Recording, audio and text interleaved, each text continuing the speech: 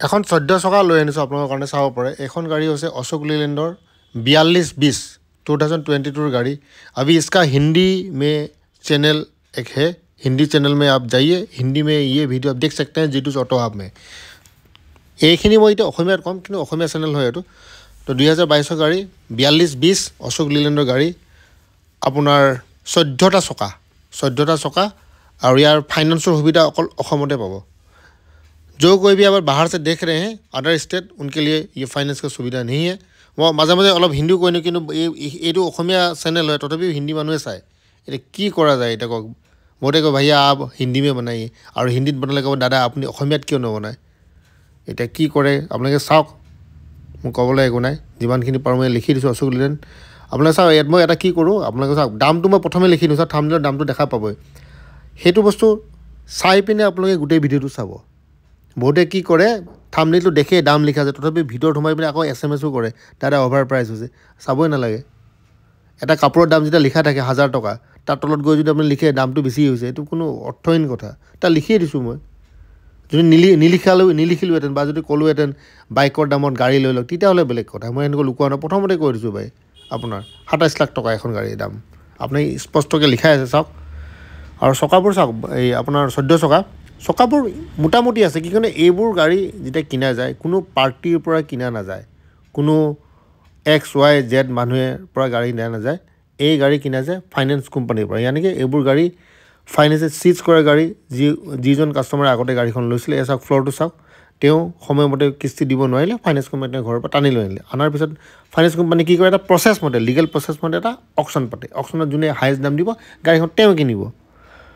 ঠিক আছে, তেওঁ কিনিব, কিন্তু ফাইনেন্স কোম্পানী এইবোৰ মেৰামতি কৰি নিদিয়ে। যেনেকৈ আমাৰ টায়াৰ কওক, বডি কওক, তেওঁলোকৰ এটাই কথা, এজ ইজ হুৱেৰ, মানে যেনেকৈ আছে সেনেকৈ আপুনি গাড়ীখন কিনিব লাগিব।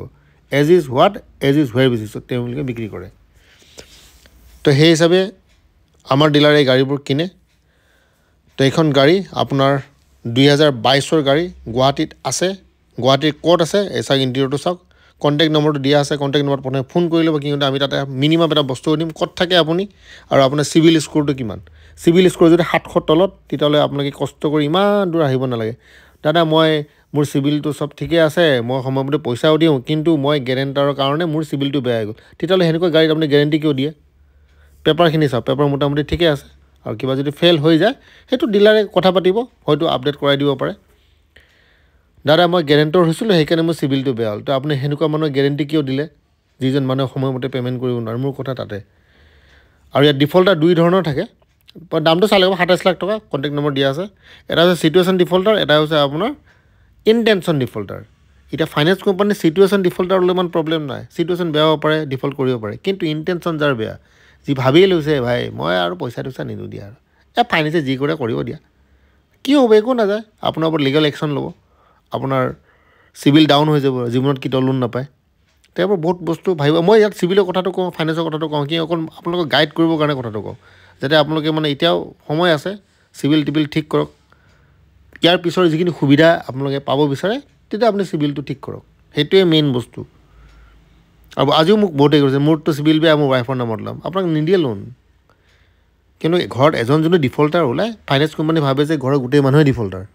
যিমান চেষ্টা কৰক, তো প্ৰথমে এইবোৰ নিট এণ্ড ক্লিন কৰি লওক। এনেই মিছা ফাইনেন্স কোম্পানীৰ লগত কাজিয়া কৰি লাভ নাই। ঠিক আছে, আপুনি ফাইনেন্স কোম্পানীৰ লগত হৰাবও নোৱাৰে। আৰু যদি গাড়ী যদি এনেকুৱা প্ৰব্লেম থাকে, তেতিয়াহ'লে আপুনি কেছত কিনক। আৰু মই সেইটোও বিচাৰোঁ যে ছেকেণ্ড হেণ্ড গাড়ী মানে কেছত কিনিব লাগে। ঠিক আছে, নতুন গাড়ী ফাইনেন্সত কিনক বাৰু। তো বাকী একো নাই, দামটো এইটো 27 লাখ টকা। আৰু মই লিখি দিছোঁ, মোৰ চেনেলে কোনো গেৰেণ্টি ৱাৰেণ্টি নিদিয়ে, আপোনালোকে নিজে চেক কৰি চাব।